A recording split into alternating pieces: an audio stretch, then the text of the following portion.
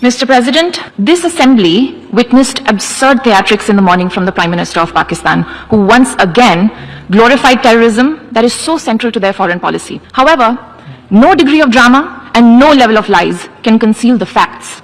This is the very same Pakistan which, at the UN Security Council on 25th April 2025, shielded the Resistance Front, a Pakistani-sponsored terror outfit, from the responsibility of carrying out the barbaric massacre of tourists in the Indian Union territory of Jammu and Kashmir. Mr. President, a country long steeped in the tradition of deploying and exporting terrorism has no shame in advancing the most ludicrous narratives to that end. Let us recall that it sheltered Osama bin Laden for a decade, even while pretending to partner in the war against terrorism.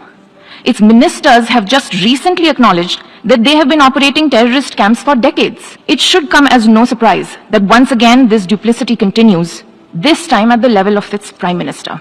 A picture speaks 1,000 words, and we saw many pictures of terrorists slain in Bahawalpur and Muridke terror complexes by Indian forces during Operation Sindoor. When senior Pakistani military and civilian officials publicly glorify and pay homage to such notorious terrorists, can there be any doubt about the proclivities of this regime? The Prime Minister of Pakistan also advanced a bizarre account of the recent conflict with India. The record on this matter is clear. Till 9th May, Pakistan was threatening more attacks on India, but on 10th May, its military pleaded with us directly for a cessation to the fighting. The intervening event was the destruction caused to multiple Pakistani air bases by Indian forces. The pictures of that damage are, of course, publicly accessible. If destroyed runways and burnt out hangars look like victory, as the Prime Minister claimed, Pakistan is welcome to enjoy it.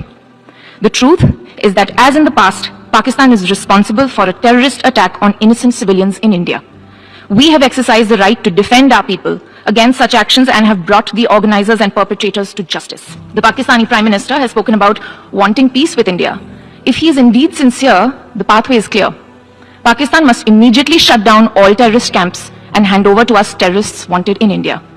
It is also ironic that a country which wallows in hate, bigotry and intolerance should preach to this assembly on matters of faith. The political and public discourse of Pakistan reflects its true nature. Clearly, a look by them at the mirror is long overdue.